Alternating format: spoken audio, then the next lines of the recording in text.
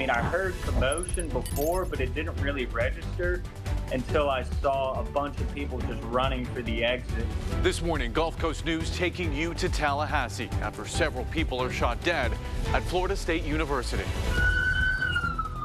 Everyone started screaming and running at some point and like toppling each other over. 2 people are dead and more are in the hospital right now. I was running and it was just shot after shot after shot. I'm Christy Soto reporting live this morning from the already growing memorial on FSU's campus as students beg for accountability.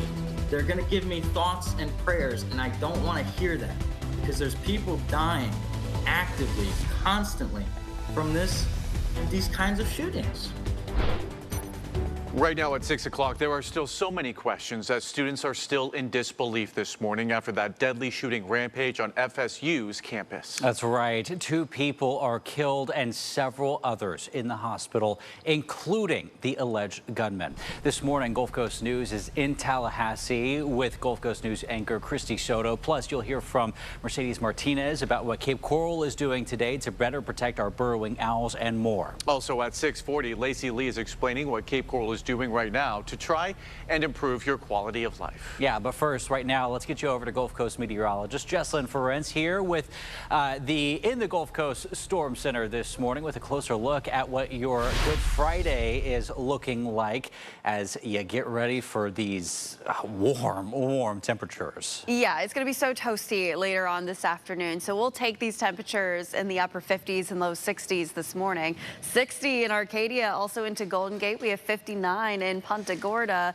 64 Cape Coral, Bonita Springs, 63 in La Belle. So yes, your morning walk feeling good. We have low humidity, but that's unfortunately not helping us out with the fire danger with that low humidity. It'll be breezy later on this afternoon. And of course, everything's just been so dry across our backyards. And that's why we have that high fire danger later on this afternoon.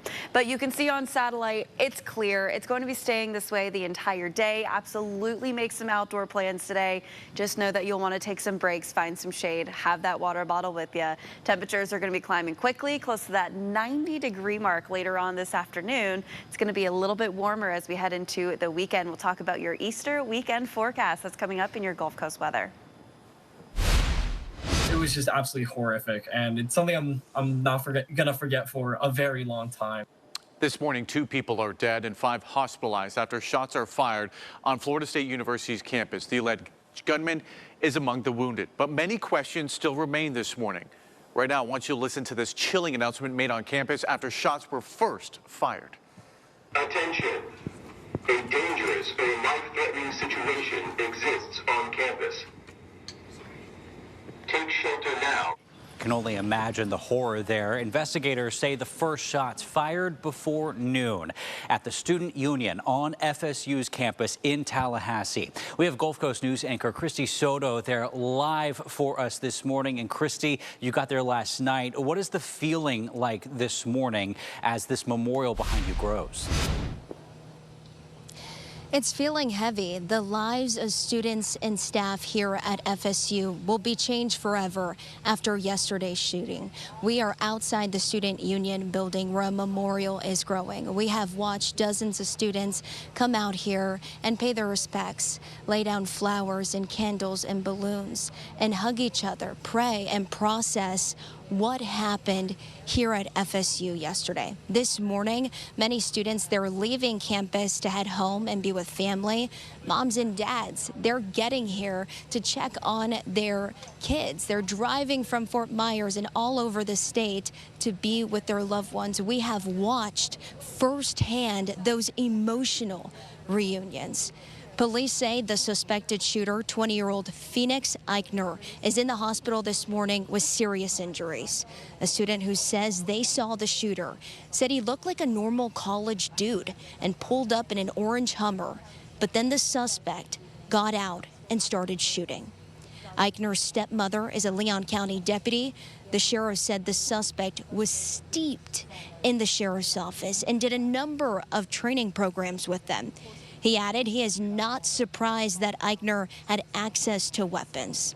I spoke with a family from Fort Myers who was visiting FSU. Amy and her daughter Rose, they were taking a tour when the gunman opened fire. Rose is a senior at Canterbury. She's coming to FSU in the fall, and they were walking towards the Student Union building when everyone started running and screaming there was a shooter. We were literally in an open area, and there were just buildings all around us, but we had no idea what they were. We didn't know where to go. So my instinct was to run as far away from where we knew people were running from. And at that point, people were screaming, you know, the Union, get away from the Union, run far. And so we just knew to run like as far as we could. It's just like weird to think about because it's like we were so close to the shooter too. This morning, the FBI is calling for any photos, videos, and information that can help with their investigation. But right now, the FSU community, the students, the staff, and the parents, they want answers. They want to know a motive, and they want to know why this happened, and we are pushing to get those answers. I'm reporting live in Tallahassee for Gulf Coast News. I'm Christy Soto. I just can't imagine what it must have felt like for those parents after hearing shots were fired there in Tallahassee. Christy, thank you. And that shooting at Florida State University comes during an especially sensitive time of year. In Colorado, law enforcement is warning of an increase in planned school attacks near the anniversary of the Columbine shooting on April 20th. Some students who ran when shots were fired at FSU say they were also students at Stoneman Douglas High School in Parkland, Florida in 2018, when a gunman killed 17 people. Fred Guttenberg, whose daughter Jamie died during that shooting, posted this on X, saying, "America is broken." Many of her friends who were lucky enough to survive that shooting went on to attend FSU. Incredibly, some of them were just a part of their second school shooting. Guttenberg went on to say, sadly, because of the many people who refuse to do the right things about reducing gun violence, I am not surprised by what happened. And Gulf Coast News is staying on top of this story. Make sure you download the Gulf Coast News app so you can stay on top of this developing story. Plus, get the newest updates on your local stories and your weather right down to your neighborhood. The Gulf Coast News app is available for free in the App Store and Google Play.